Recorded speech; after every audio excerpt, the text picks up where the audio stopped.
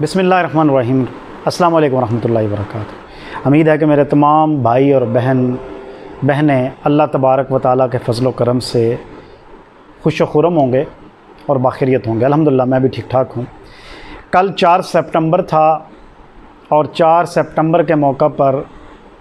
عالمی یوم حجاب منایا جاتا ہے، یعنی کہ حجاب ڈے بھی اسے کہتے ہیں۔ اس کی ابتدا کا اگر ہم بیک گراؤنڈ دیکھیں تو اس کا بیک گراؤنڈ یہ ہے کہ فرانس میں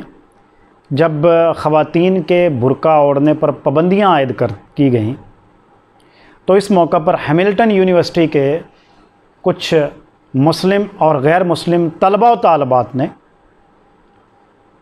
اس موقع پر احتجاج کیا اور پھر اپریل میں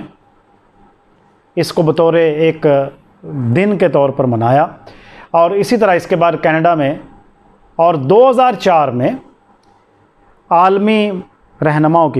مسلم رہنماؤں کی ایک کانفرنس لندن میں ہوئی، اور اس موقع پر یہ فیصلہ کیا گیا کہ 4 ستمبر کو بطور حجاب ڈے کے منایا جائے گا۔ حجاب ایک مسلم خاتون کی پہچان، اس کی عزت و عصمت کا تحفظ اور اس کی بلند کرداری کی نشاندہی کرتا ہے، جیسا کہ سورہ نور میں اللہ تبارک و تعالیٰ فرماتا ہے کہ اے نبی مسلم عورتوں سے کہیے، کیا کہیے کہ اے میرے نبی مسلم عورتوں سے کہیے کہ وہ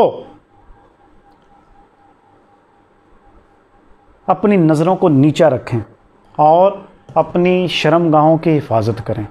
اور اپنا بناؤ سنگار یوں نہ دکھاتی پھریں جیسے کہ دور جاہلیت میں دکھاتی تھیں۔ ہاں، جو خود سے ظاہر ہو جائے اس کی کوئی بات نہیں۔ اور اس طرح سورہ احزاب میں اللہ تبارک و تعالیٰ نے نبی کی بیویوں سے اور امت مسلمہ کی خواتین سے مخاطب کرتے ہوئے کہا کہ جب تم کسی غیر مرد سے بات کرو تو اس طرح نہ کرو کہ جس کے دل میں کوئی کھوٹ ہے اس کے دل میں کوئی بات پیدا ہو۔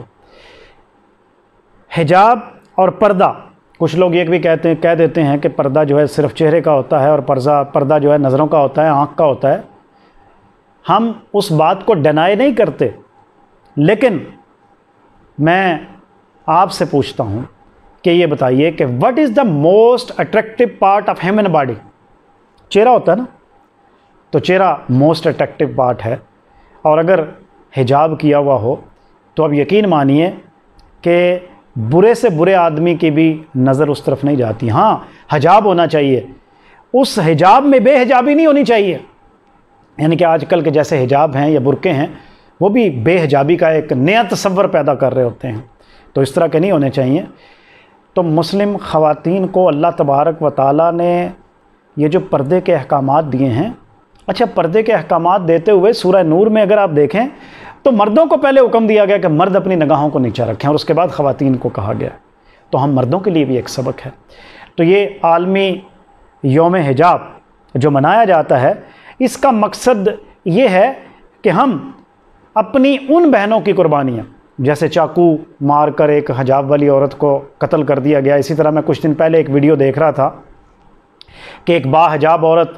برطانیہ میں اپنے معصوم چھوٹے چھوٹے بچوں کے ساتھ جا رہی ہے اور ایک گورا آتا ہے اور اس کو لاتوں سے اور گھونسوں سے پیٹنا شروع کر دیتا ہے۔ یہ جو اسلاموفوبیا ہے اور یہ جو برقعے کے خلاف ایک تصور ہے، یہ اس لیے ہے کہ وہ لوگ شاید یہ سمجھتے ہیں کہ یہ ہمارے دشمن ہیں۔ دعا ہے کہ اللہ تبارک و تعالی ہماری ان با حجاب بہنوں کی عزت اور عصمت کا تحفظ کرے اور تمام مسلم خواتین کو اپنے حفاظت میں رکھے۔ السلام علیکم۔